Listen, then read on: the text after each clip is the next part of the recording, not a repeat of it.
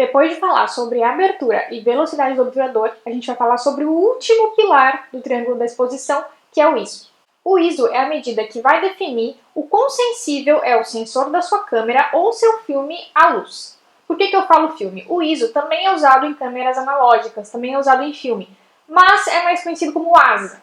Por isso que se você for pegar um filme de rolinho, se você é muito novo, você talvez nunca tenha comprado um, mas se você tem a minha idade, você já comprou muito filme na sua vida, como está nessa foto aqui, tem um número bem visível, geralmente 100, 200, 400, 800. Esse número é o ISO desse filme, ou seja, o quão sensível esse filme é à luz. Qual é a questão? Claro que, analógico, para você trocar o ISO, você tem que trocar o filme. Você tinha que terminar o filme inteiro com o ISO 100 para pegar um outro filme com o ISO 400. Claro que hoje em dia, com as câmeras digitais, cada foto você pode trabalhar num ISO diferente tranquilamente. O ISO ele funciona numa escala. Ele vai geralmente de 100 até normalmente 3.200, 6.400. Claro, vai a números maiores, mas geralmente vai até aí. E o que acontece? Quanto maior esse número, mais sensível é o seu sensor à luz. Ou seja, ele consegue captar em ambientes mais escuros. Por quê? Porque a sua câmera precisa enxergar no escuro. Se ela está num lugar ruim, que tem uma iluminação muito ruim, ela vai ter que enxergar o que ela está fotografando de alguma maneira.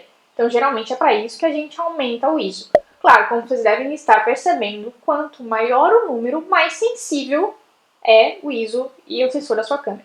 Vamos lá, exemplificando. Estou num dia de sol lindo e maravilhoso. Preciso aumentar meu ISO? Não, minha câmera está vendo tudo perfeitamente bem.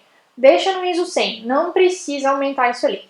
Estou fotografando, sei lá, sem flash à noite, numa iluminação ruim, dentro de uma estação de metrô, tá? Um ambiente bastante escuro.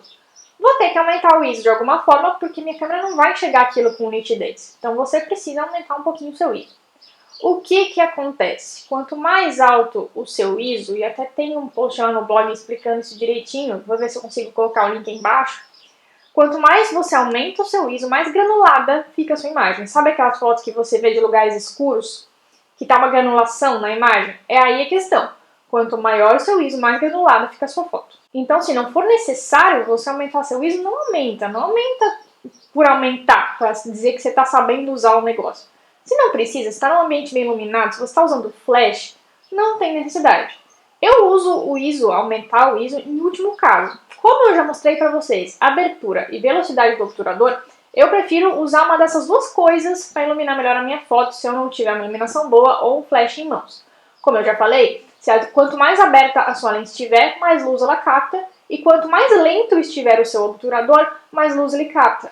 Ou seja, eu só uso o ISO, aumentando o ISO, é a terceira opção, terceira coisa, porque ele vai granular a minha imagem e eu não quero, geralmente. Às vezes, algumas pessoas já notaram no meu Instagram algumas fotos mais granuladas, mas eu granulo essas fotos propositalmente na pós, na edição, elas não saem da câmera assim.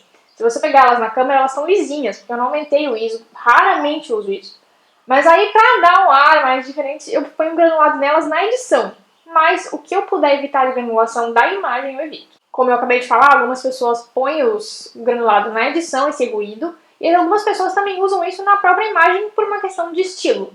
Mas se você não quiser, se você quiser fotos mais limpas, você tenta aumentar a luminosidade da sua imagem de outras maneiras primeiro, e depois você mexe no ISO. A questão é que você tem que aprender a equilibrar a abertura, o ISO e a velocidade, que é o famoso triângulo da exposição, para conseguir uma foto perfeita e bem iluminada. Já falei de abertura, já falei de velocidade do obturador e agora estamos falando de ISO, ou seja, estamos fechando hoje o triângulo da exposição.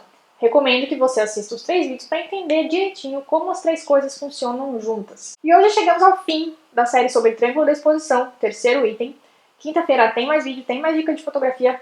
Fala pra mim nos comentários se você já sabia como funciona o ISO, se você nunca tinha parado para pensar como isso funcionava, se você botava no automático e deixava ela lá, se você conseguiu entender as 3 coisas separadamente, se você vai conseguir treinar todas elas juntas. Não esquece de assinar o canal, dar um joinha, a gente se vê na quinta-feira.